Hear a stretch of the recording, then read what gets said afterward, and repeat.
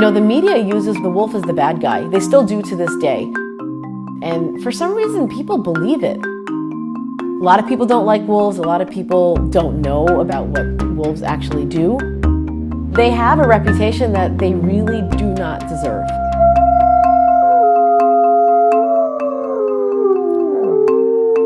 The Wolf Conservation Center's mission is threefold: conservation, education, and advocacy. As you all know, we're doing a pup check today. These pups are 8 weeks old tomorrow, so they're going to be receiving their first distemper, a deworming, and an exam. So we're going to be going into an enclosure that's very thick and very green and full of poison ivy, ticks, and mud. There are 5 adults in this enclosure. There's the parents and the 3 pups from last year. The adults want nothing to do with us. Our focus is to catch these puppies. So when you're in there, I've always loved animals, I've always loved wildlife, and I knew from the moment I could walk that animals were all I wanted to do in some way, shape, or form.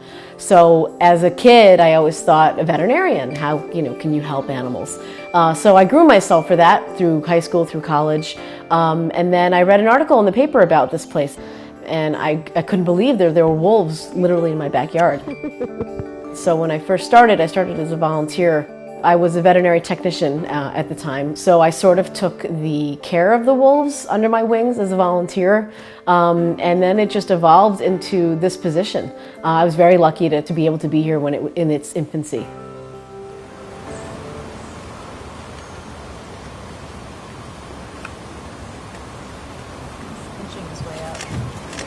If you see an adult, just get out of their way, let them go where they want to go, move to the side if they're trying to get by you. We're not focusing on them.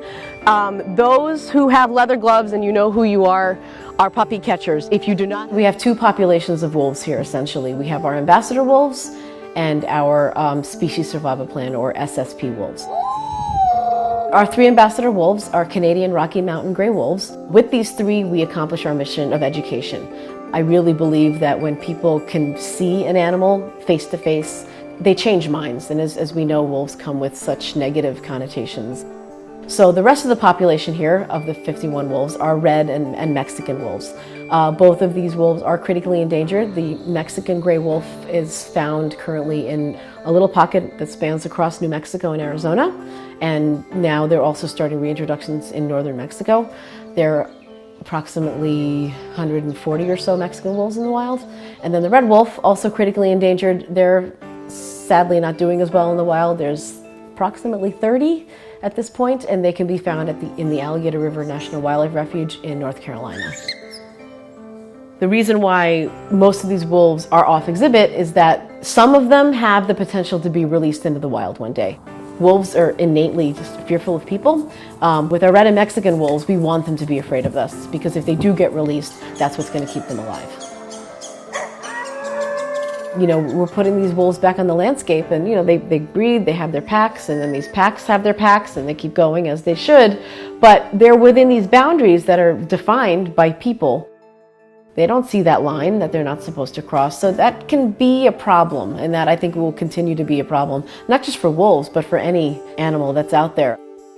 It's very easy for me, a New Yorker, sitting here can say how, wolves are great, but I'm not a rancher, I don't have cows, I'm not out there living with wolves in the landscape. So there is a lot of butting of heads between people who live with wolves in their backyard. Here, because we have populations of wolves that could be released into the wild, I try to feed them a whole carcass natural diet to be what they would find in the wild. So I have a walk-in freezer that holds all of our deer, and so that's our staple diet around here, is roadkill deer. If you see any deer on the road, give us a call, let us know where it is, and we'll do our best to get it. Our ambassador wolves have a very flexible menu because they are socialized, and so they're never going to be released into the wild. So they can eat chicken, fish, turkey, beef, whatever we can get our hands on. Whole Foods is actually a great supporter of ours. They donate a lot of meat to us. I'm very thankful for that. So today they're going to get some chickens from Whole Foods. Habitat is a big deal. There's less and less of it these days. We're all equal on this planet. We all have the right to be here, so there has to be a balance. There has to be a way to coexist, because a human has no more or less of a right than any animal to be able to share this space that we have. Before we enter, we need to step in bleach. I have a bleach bath up there just because these puppies are not vaccinated and we could be carrying things in our feet that could infect them. Basically, we're going to grab the puppy, we're going to scruff them, we're going to do our exams. With this, compared to adults, it's not that invasive. When we feel confident that they're not in here, we'll open up the other gate and we'll run the adults through and then search below. Captures are always stressful for me because I know of all the things that can go wrong. But until we have those wolves in hand and I know they're safe and I know they're healthy, internally I'm on edge because I just want to know that, you know, they're okay. Let's still try and focus on the adults, okay? Rebecca, you'll let us know when adults come? Just one came through.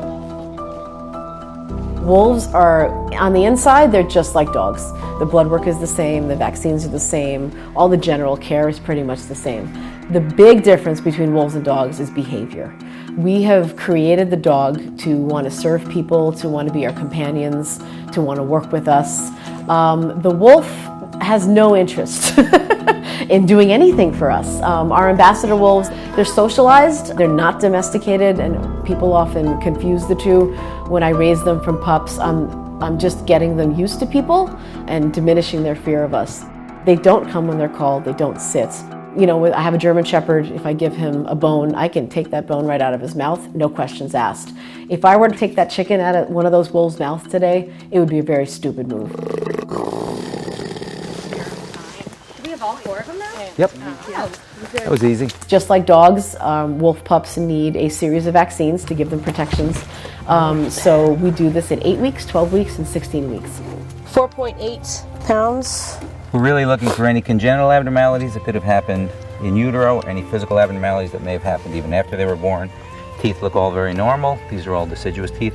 He's going to lose these teeth, and by 6 months old, he'll have all his permanent teeth in. Nice full belly. He looks very good. So we're going to vaccinate him. Male. Yep. Little boy. Little boy. I don't see any ticks on these guys so far, so that's a good sign.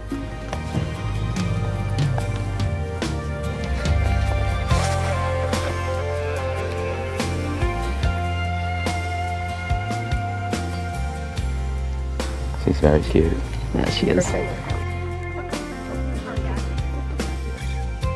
The most important thing people should know about wolves is what their role is in an ecosystem. Yellowstone National Park is always the great example to use. Wolves were reintroduced back to the park in 1995. Prior to 1995, everything was out of balance. The ungulates there, which are hooved animals, so the elk and the bison, they would eat until there was nothing left, move on, eat until there was nothing left. So it was just an unhealthy, barren landscape.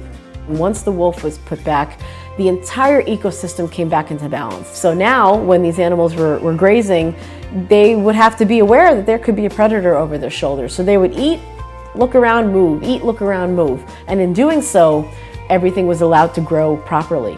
So as a result of that, the moose came back, the beaver came back, the eagle, all the different types of birds, the insects, everything that all thrive on this ecosystem was put back into balance just because of this one animal, which is amazing.